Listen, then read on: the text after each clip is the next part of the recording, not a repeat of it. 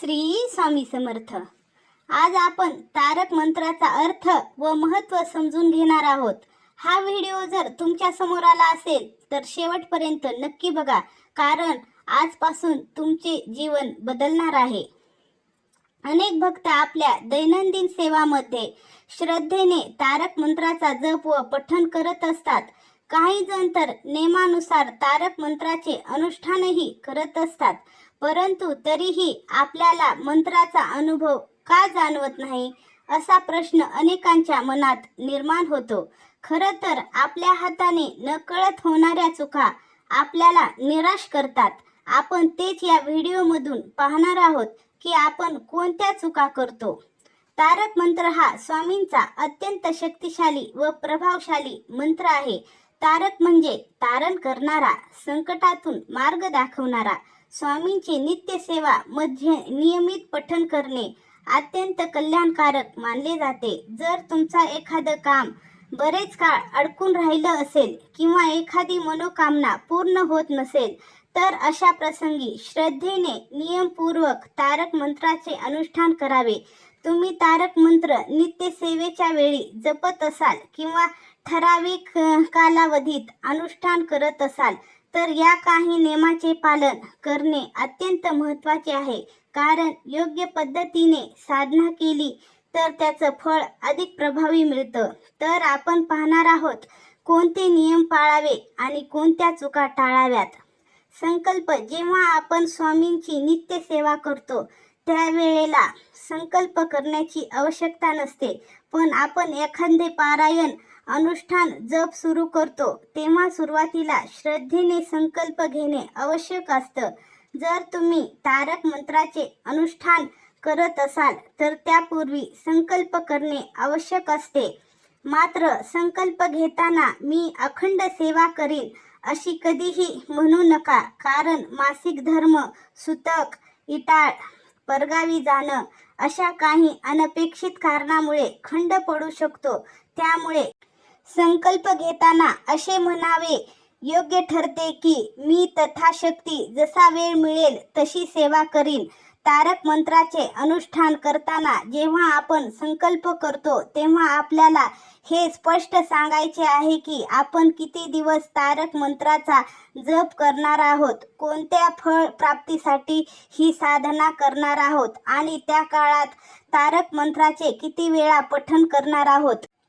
स्थान आणि आसन: तारक मंत्राचा जप शक्य असल्यास देवघरात स्वामींच्या प्रतिमेसमोर किंवा मूर्तीसमोर बसून करावा।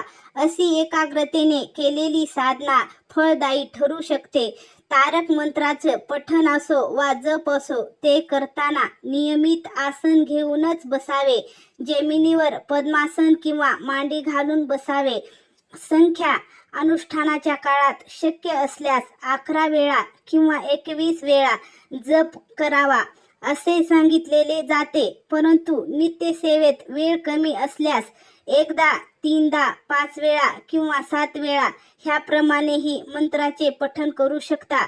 तरी सुद्धा चांगला आध्यात्मिक अनुभव हवा असेल तर नित्य सेवेतही कमीत कमी 11 वेळा तरी मंत्र जपण्याचा प्रयत्न करावा। नियमित जपामुळे मंत्रातील ऊर्जा अधिक सशक्त होते आणि त्या ऊर्जेचा सकारात्मक प्रभाव आपल्या जीवनावरही जाणवतो। एकाग्रता आणि उच्चार: तारक मंत्र जपत असताना मन पूर्णपणे शांत आणि एकाग्र ठेवणे अत्यंत गरजेचे असते। घाई किंवा लक्ष विचलित असताना मंत्राचे पठण करू नये। जर मंत्र पाठ नसेल तर त्याची प्रिंट काढा, पुस्तक समोर ठेवून नीट पहा, पाहता पाहता जप करा। तारक मंत्र हा अतिशय साधा आणि सोपा मंत्र आहे। तो मराठीत असल्यामुळे कोणालाही सहजपणे वाचता येतो। यामध्ये कठीण शब्द नाहीत, तरीही त्याचा अर्थ समजून घेतला तर तो अधिक प्रभावी होतो। मंत्र म्हणताना उच्चार स्पष्ट असावेत, किमान स्वतःलाही नीट ऐकू यावे एवढ्या आवाजात तारक मंत्राचे पठण करावे। अशा प्रकारे भक्तिभावाने केलेला जप मनाला स्थिर करतो आणि आपल्या साधनेचा अनुभव अधिक मिळतो। तीर्थ तयार करण्याची पद्धत: तारक मंत्राचे तीर्थ तयार करताना सर्वप्रथम एक स्वच्छ ग्लास, त्यात स्वच्छ पिण्याचे पाणी घ्यावे आणि तो ग्लास आपल्या समोर ठेवून त्याच्या बाजूला 2 अगरबत्त्या लावाव्यात. उजवा हात ग्लासवर ठेवावा आणि मग तारक मंत्राचा जप सुरू करावा. जोपर्यंत मंत्र जप करत आहात तोपर्यंत हात ग्लासवरच ठेवा. जप चालू असताना मध्येच उठणे, मध्ये मध्ये बोलणे असे काहीही करू नका. मोबाईल बंद करून ठेवा. घरच्यालाही आधीच सांगून ठेवा की जपाच्या वेळेस कुठलीही व्यत्यय आणू नये.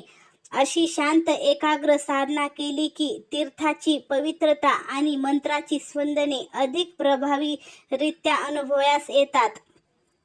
वेळ आणि मोजणी. नित्यसेवा असो किंवा अनुष्ठान, तारक मंत्राचा जप एका बैठकीतच पूर्ण करावा. सकाळी अर्धा आणि संध्याकाळी अर्धा असे विभागून जप करू नये. संकल्पना जप करत असताना आपण ठरवला तितके वेळ जप नक्की करावा.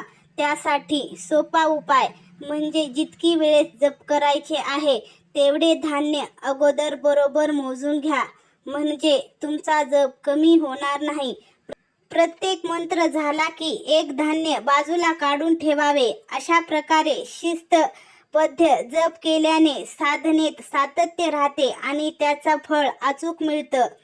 विभूतीचा वापर. तारक मंत्र जप करताना लावलेली अगरबत्ती जळून झाल्यानंतर तिची राख वाया जाऊ देऊ नये. ती स्वच्छ डबीमध्ये जमा करून ठेवावी. रोज सकाळी ही पवित्र विभूती आपल्या कपाळावर लावावी. तसेच घरातील इतर सदस्यालाही लावावी. इच्छेनुसार थोडी विभूती घरामध्ये फुंकावी. त्याने घरात वातावरणात सकारात्मकता निर्माण होते. तीर्थाचे सन्मान. तारक मंत्राचे तीर्थ तयार केल्यानंतर जर घरातील व्यक्ती पिण्यास मनाई करत असेल तर अशा वेळी ते तीर्थ वाया घालू नये. जेवण बनवताना किंवा पिण्याच्या पाण्यात टाकावे. एखाद्या स्त्रीला मासिक धर्म चालू असेल तर त्या व्यक्तीला तारक मंत्राचे तीर्थ घेऊन किंवा सुतक किंवा विटाळ असेल तर या काळात अनुष्ठान जप करू नये. नित्य सेवा करत असताना मांस मच्छी घरी आणू नये किंवा खाऊ नये. हॉटेलमधील जेवण किंवा दुसऱ्याच्या घरचे जेवण करू नये. ही होती महत्त्वाची नियमावली. तारक मंत्राची नित्यसेवा किंवा अनुष्ठान करताना नक्की पाळली पाहिजे.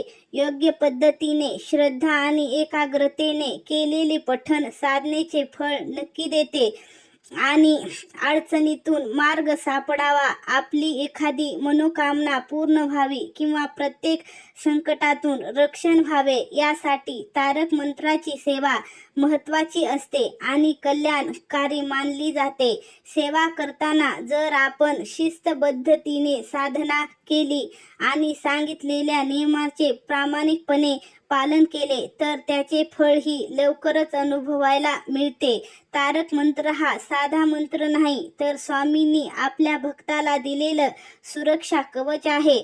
या व्हिडिओमध्ये सांगितलेल्या चुका तुमच्याकडून होत असतील तर नक्की सुधारा आणि योग्य पद्धतीने सेवा सुरू करा. तुम्हाला हा व्हिडिओ आवडला असेल तर कमेंटमध्ये श्री स्वामी समर्थ नक्की लिहा. श्री स्वामी समर्थ.